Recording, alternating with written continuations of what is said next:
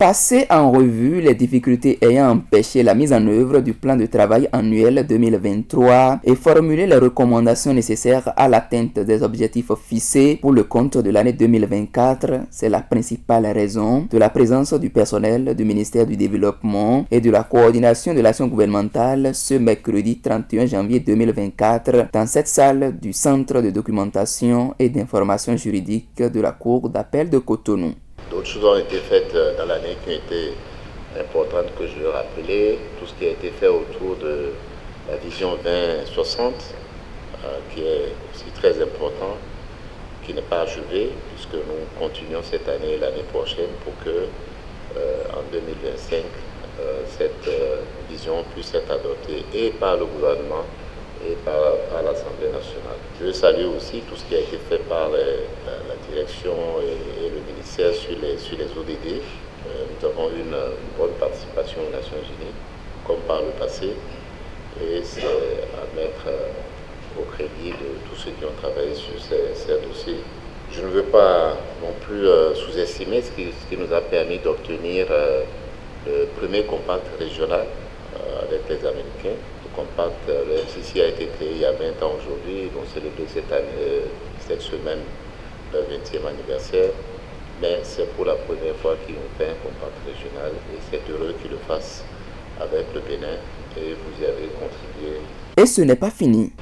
Tout ce que nous avons accompli sur les programmes au cours de l'année 2023 et le plus important pour moi, le plus emblématique, c'est l'adoption par l'Assemblée nationale de la loi 4 sur la planification et l'évaluation, qui est un véritable marqueur, pas pour notre ministère, mais pour l'ensemble de notre pays. Parce que nous avons contribué, ce faisant, à positionner notre pays dans le domaine de la planification, mais aussi et surtout dans le domaine de l'évaluation des politiques publiques, ce qui doit être fait de plus parfait. Et je crois que ce travail auquel vous avez contribué mérite d'être salué.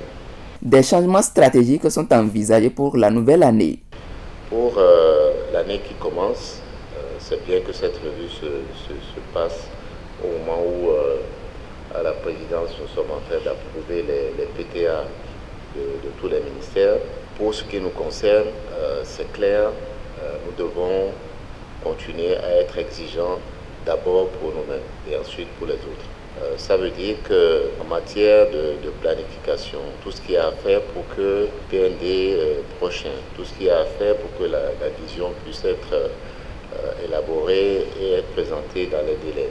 Tout ce qui doit être fait en matière de coordination des autres ministères. Il y a beaucoup de travaux à faire dans ce domaine. Je souhaite que notre action continue d'être rigoureuse avec cette obligation de compte rendu sur laquelle je vais continuer d'insister. Le ministre d'État invite par ailleurs le personnel à être focalisé sur les perspectives. Mais aussi vous inviter à regarder pas dans le rétroviseur, à regarder les perspectives pour que nous puissions remplir toutes nos obligations en ce qui concerne les projets, les programmes et les réformes. Pas seulement ceux qui sont de notre responsabilité, mais aussi à aider les autres ministères à remplir leurs obligations.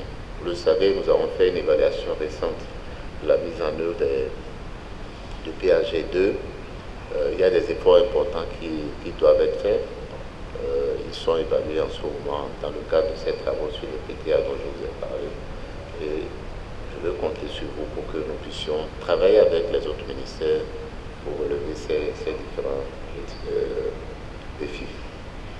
Pour finir, Biochane a invité ses collaborateurs à se montrer dévoués afin de mener à bien la mission qu'il leur a confiée de la part du président Patrice Talon.